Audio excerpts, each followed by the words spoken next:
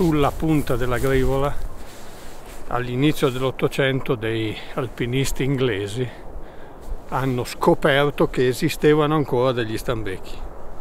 Questa notizia è poi trapelata negli ambienti della zoologia piemontese, che poi ha investito la corte di questa notizia e sono arrivate gli editti di protezione dello stambecco, le leggi patenti che hanno iniziato la storia della conservazione di questa specie. Paradossalmente oggi il massiccio del Gran Paradiso e tutti i suoi ghiacciai sono quelli che a livello dell'arco alpino più risentono del riscaldamento globale, e quello che era forse l'habitat più favorevole un tempo potrebbe essere sempre meno favorevole per via di questo aumento rapido della temperatura.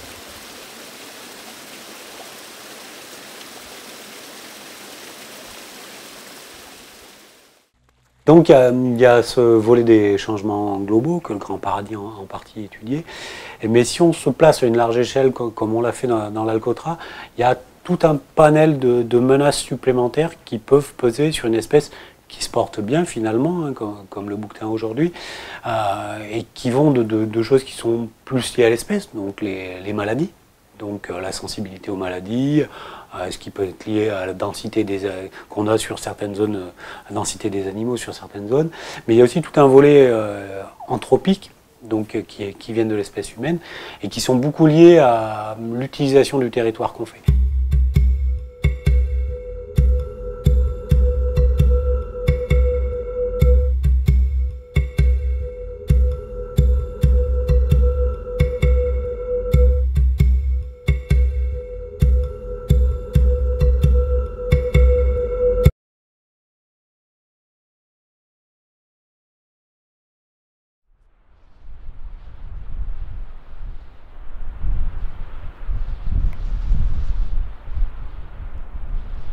Sur la population de Modane et un petit peu sur celle de Champagny.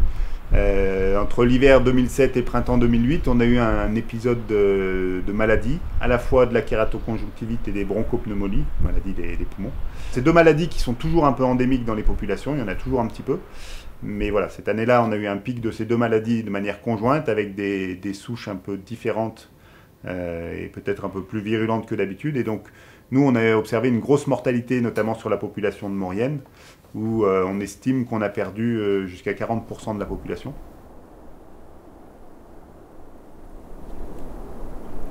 Trovare degli animali morti all'inizio dell'inverno senza neve è molto probabile che la causa di mortalità sia da ascrivere a una malattia. Molti di questi germi arrivano dagli animali domestici e sono ancora studi che sono ancora in corso, molti laboratori ci stanno lavorando sia in Italia che in Svizzera che in Francia, però è difficile arrivare alla causa primaria.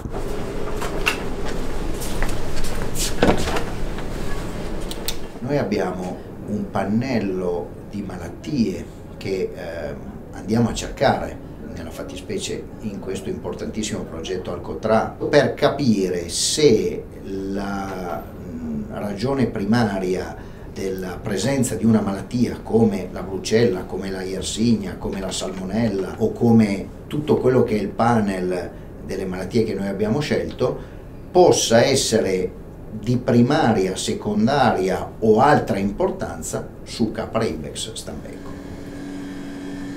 Il Capra fisicamente è un polmone di stambecco. Uno stambecco che è arrivato qua in laboratorio per una necroscopia, quindi abbiamo fatto la necroscopia, perché insomma uno stambecco trovato morto sul territorio. Quindi facendo la necroscopia abbiamo osservato queste lesioni polmonari. Delle forme a decorso subacuto o addirittura cronico, l'animale praticamente ha quasi tutto il polmone compromesso e ovviamente poi non riesce a sopravvivere a una tale compromissione del polmone.